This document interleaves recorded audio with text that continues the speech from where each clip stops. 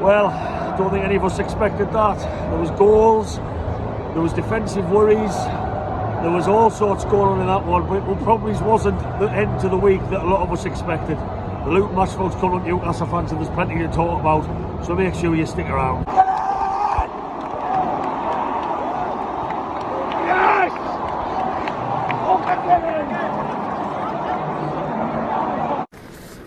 Proud in the end. I thought they showed character to fight back and come back.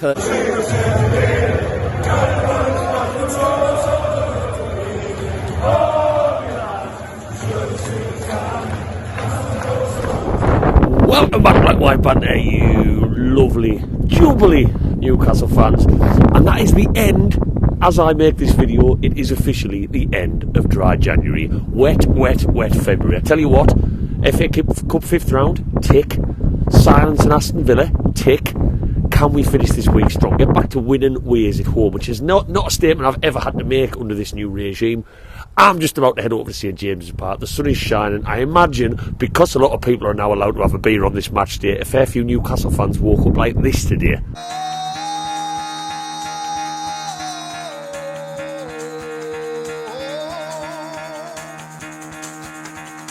Get the fuck out of bed, bitch, go!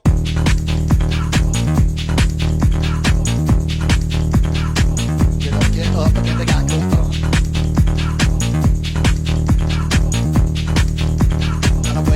Time to wake up, bitch, get up. Get up, get up.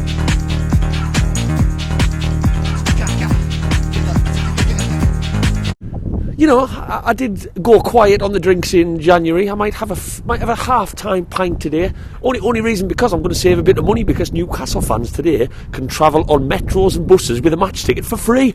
Imagine that. I'm going to save about £3.60. Just stick that straight in the pre-season away fund. You know, so I imagine to get on the metro today and see loads of Newcastle fans giving it the big and flashing the match ticket.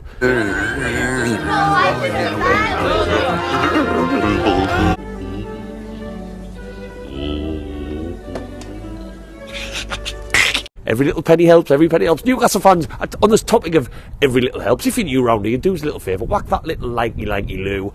Haven't been able to do a match preview because I've been just a little bit too preoccupied with another episode, you guessed it, of dealing with Eddie Howe's mags. Go and check that out on YouTube. It's already gone down a storm. They take a hell of a long time to put together. And whack that subscribe if you stick around by the end of this video. That goes a long way as well. So, it's a game we should win, in my opinion. It's a different sort of challenge today. Yes, we've already played these. Yes, we were beaten really badly just before Christmas. I was down there for that one, walking through people's toilets to get to the away stand. But it's still a match we should win. It is still a match we should win. And what I'm curious about today, we're riding the wave now. Fantastic result on Tuesday. Unbelievable. For a man, we were almost perfect in one of the apparent hardest places to go. But what can we do against a team who might defend a little bit deeper today? I've had concerns about that more so into last season. When a team comes and attacks us, that's what suits us, because we play exactly the same way and we can win that battle, and we proved that against Man City in the first half. But Luton, I fully expect them today to just drop in a little bit deeper, not go for broke, because I think they know the limitations there. They're bouncing from that win against Brighton on Tuesday, but do they have enough in the tank to go and do that again? I'm confident. I've got to be confident. So without further ado, let's get over there and let's hope that buzz from last Saturday, from Tuesday, just goes straight in the day. And I'm going to back us. I'm going to go 3-0. 3-0. Yeah, that's what I'm going to go for. Fingers crossed I'm right and I'm celebrating by the end of this vlog. Let's get out of there. How are you doing? Oh, look at that. I just walked up to the stadium. I'm joined by the birthday boy, Scotty. Scott, what's your predictions today? It's your birthday. It's birthday weekend. Birthday weekend. Technicalities. What's your predictions? 3-0. Botman, Bruno and Miggy. I will be resharing that if he's right. Team users, no. Well, I'll talk about team users in a second. Actually, I need to get me Red Bull. Me pre-match Red Bull. Right, just outside St James's Park. Just about to go and get me Red Bull. I'm late. I'm always late after having a cheeky pint. Time though, because I didn't do my match preview to get into some black and white banter. Stats.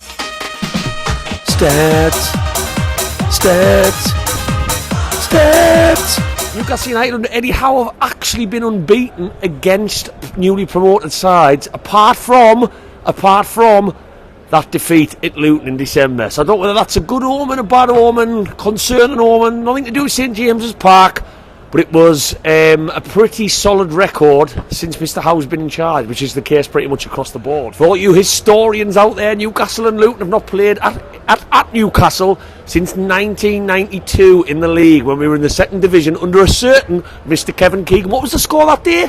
2-0. Newcastle fans. They had plenty to cheer about when Lee Clark put United in front against Luton. 3 goals in 4 games for the youngster. Veteran Kevin Sheedy played a major role in the second.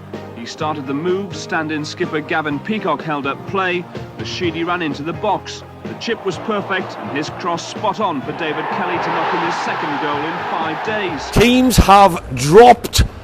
No, Isaac, we didn't expect it, so we go on Gordon through the middle. I'm not too happy about that. Almiron's in, and you'd expect him to be playing on the left, which I'm very, very intrigued about. He looked great against Aston Villa when he came on. He doesn't have a right foot, we know that. Let's see what he can do on his natural side to what he kicks on. Imagine that, a player playing on the side that's most comfortable for him. I hope he has a good game, I really do, and it might be a bit of an eye-opener if he does. Jacob Murphy, just keep doing what you're doing, son, on the right-hand side. Apart from that, the team is unchanged, but on the bench, there's a certain Mr Callum Wilson. Ooh, I want to know. So that's an option. We don't have Isaac, which is devastating. Just when we get a player back, another one gets injured, and of course, Mr Harvey Barnes is back. So we do have options. Imagine that, having substitutes that can come on to change a match. Let's get into these now. I'm late as hell. Digital ticking's probably going to screw us, but Howe, Eddie Howe's match. Give me it.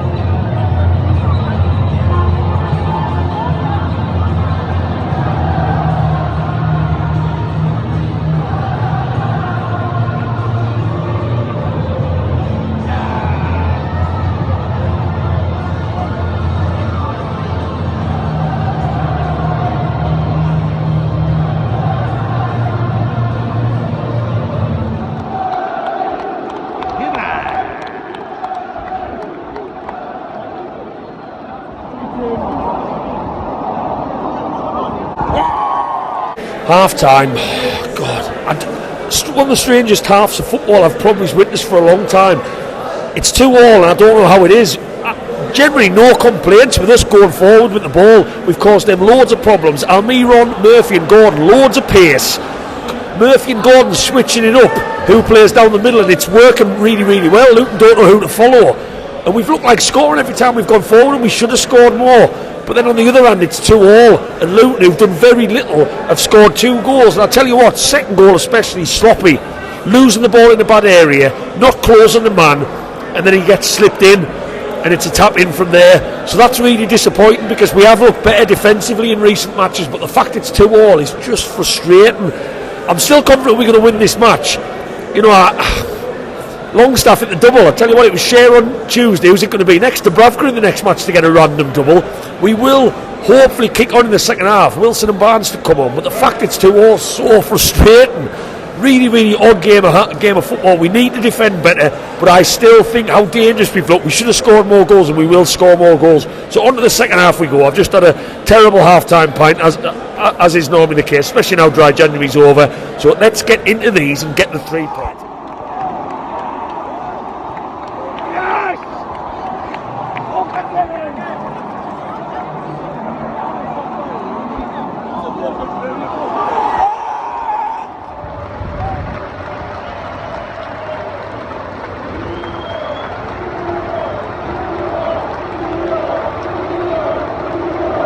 Just come out the stadium, still trying to process what I've just witnessed, but I've been very kindly joined by Rick and Ross. Right, gentlemen, first and foremost, I'm going to ask you to sum up that game in a couple of words to start with.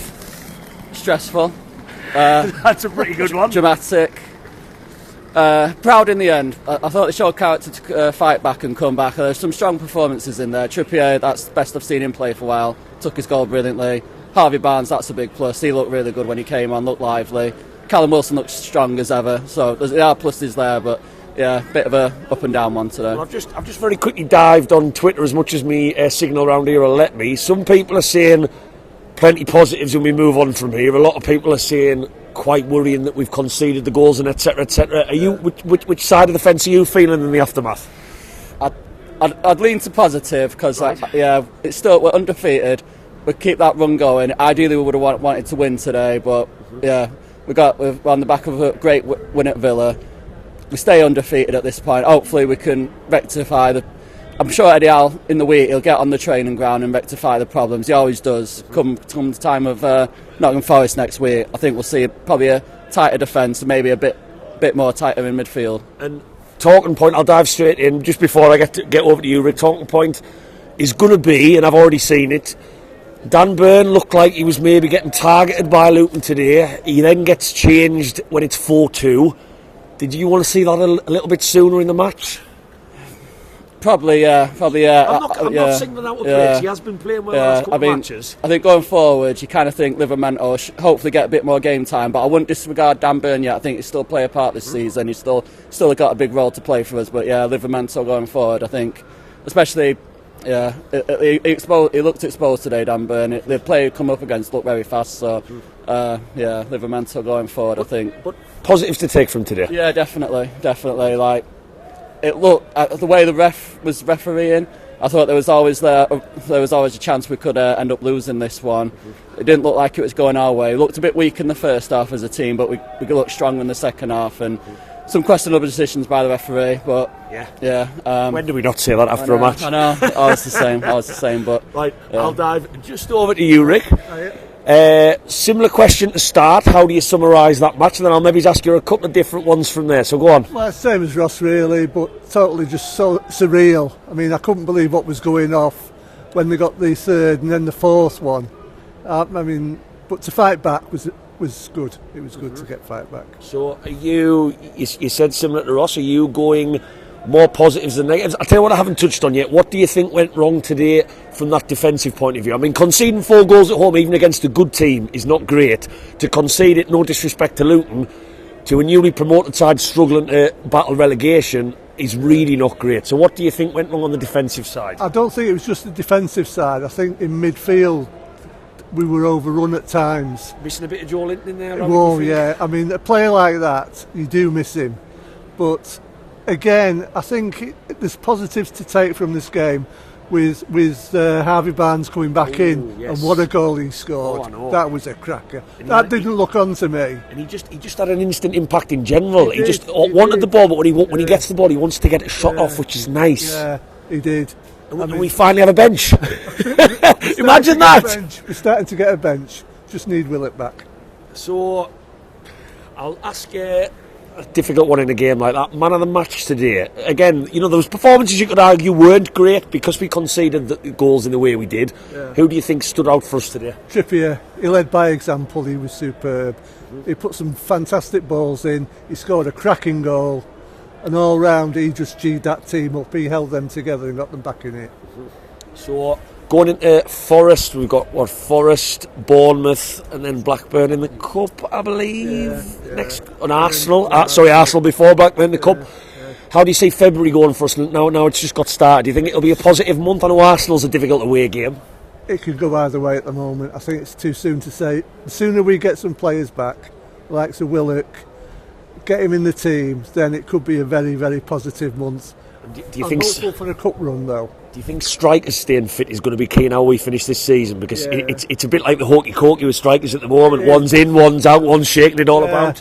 But it's good that we've got Anthony Gordon there. Yeah. He led the line well. Yeah. He did a true striker's role, and in that first half he was leading them well. And you just mentioned that cup run. I'll ask you very, very quickly to finish. Semi-finals are at Wembley, so when I say are we going to get to Wembley, we don't have to necessarily get to the final. Whether you agree with that or not, you probably don't. As most don't. Is that looking likely we're going to get to Wembley? It's looking positive. Sir? I don't want to. I'm hopeful. Yeah, I think we'll give it a go. I think Eddie Howe's always going to give it a go. So, and I think we've got like you say, if we get some players back, hopefully that'll aid our cup run. And I'm staying positive and hopeful over it. Happy days. Positive is the key message. Joined by Ross, who is someone I've actually met before. We met just before the cup final, as you remind us, because I do see that many faces. So thank you very much for stopping to speak to me. Right, I've just had positivity from the last people I speak to. From being on Twitter, it looks a bit mixed. What are you taking away from that crazy, crazy football match today? It was quite tough for us. Luton's in their bottom of the table, fighting for really just to stay up instead of going back down the championship. But it's just we need defence sorted out first. We need in the summer transfer window. Need defence and midfield as well. Yes. Again, we were just touching on that earlier. We probably looked, yes, we weren't great defensively today, but we probably looked a little bit short in midfield. Yeah. Do you think Joe Linton's a massive miss at the moment? Oh yeah, massive miss. Massive miss. We are missing Isaac as well, Joe Linton. There's a few. There's a few. I think I like Dan Burns, love him to bits, but I think that quality's not there. Not enough.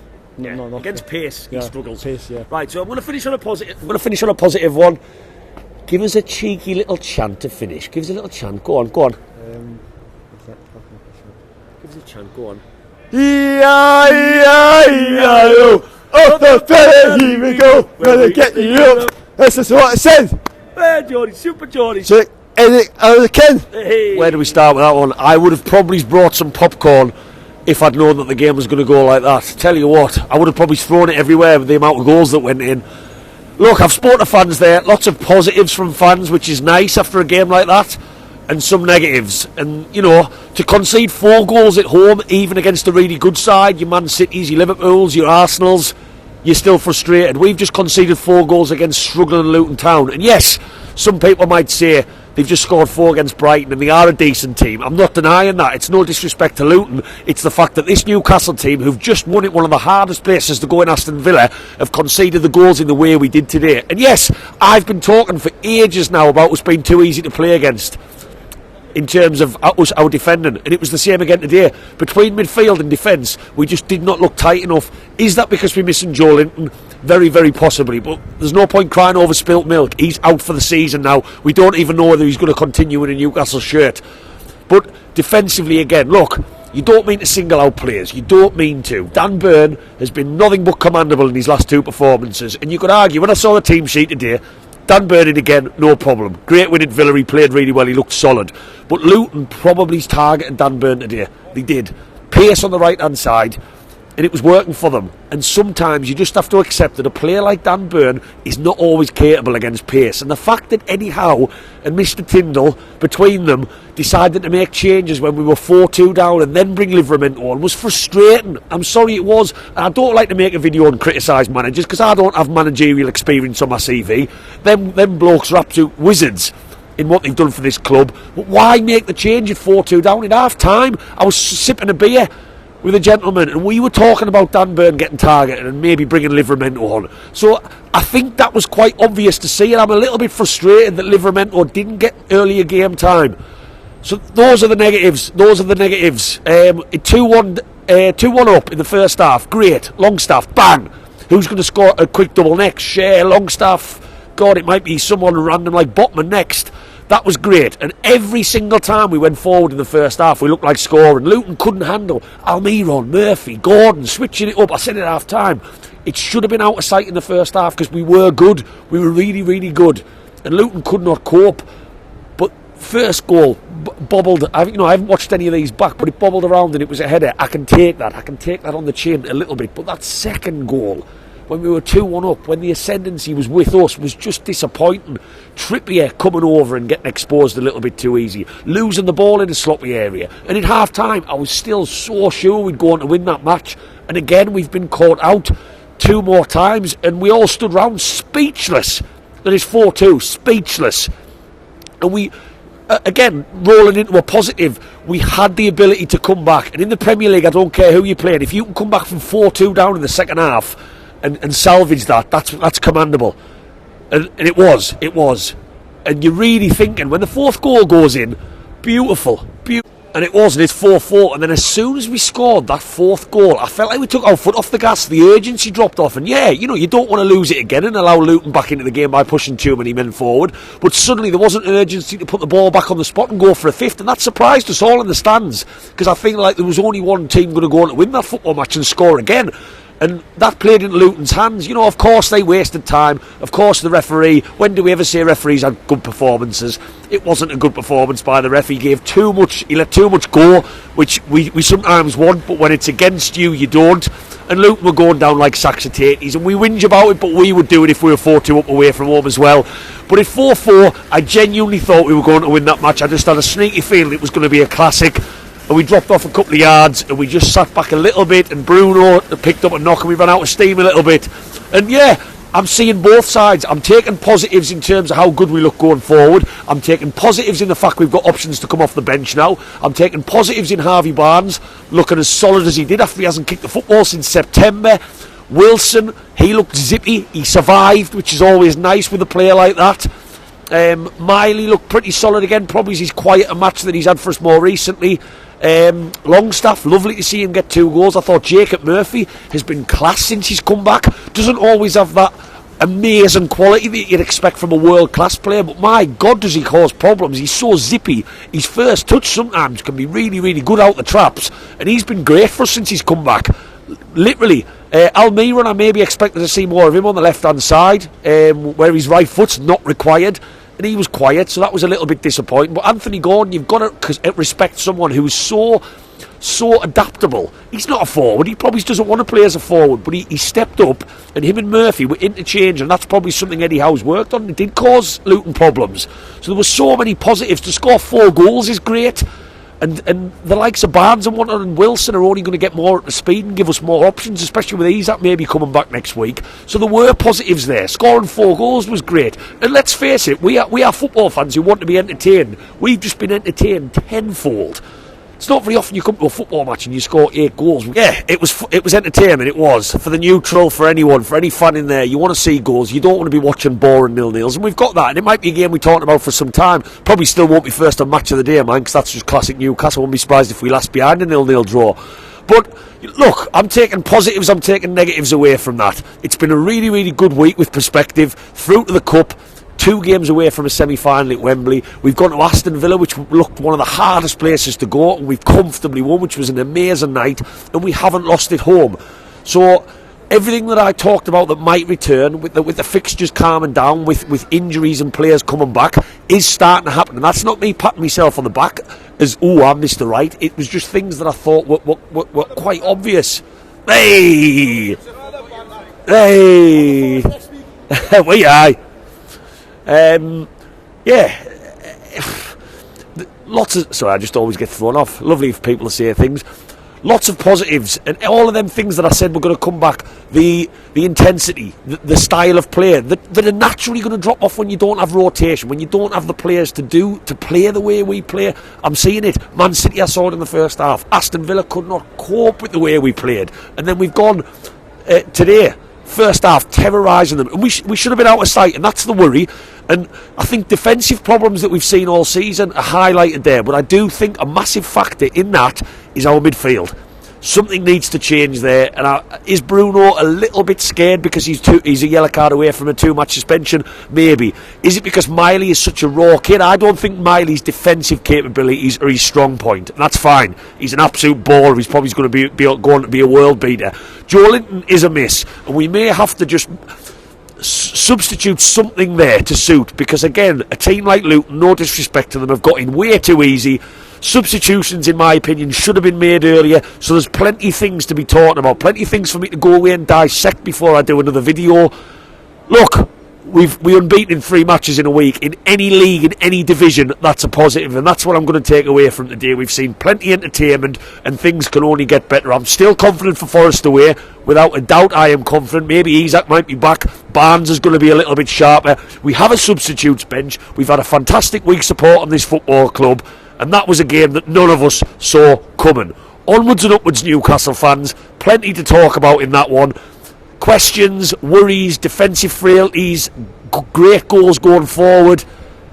Just another day supporting this football club. Drop down and let us know your thoughts in the comments. Thank you very much for watching this vlog, and just thank you very much from the bottom of my heart for all the support this page has been getting recently. Whether it's the piss take videos, whether it's the vlogs, Lot of love for Black and White Banter at the moment, and I just love doing this because I'm a Newcastle fan, and if I can make some videos in the process and someone enjoys them, then so be it. Now go and get a couple of beers down, your next Newcastle fans. Go and enjoy the rest of your weekend, because on to Nottingham Forest we go. Onwards and upwards. It hasn't been a bad week supporting this football club, has it? Away the lads!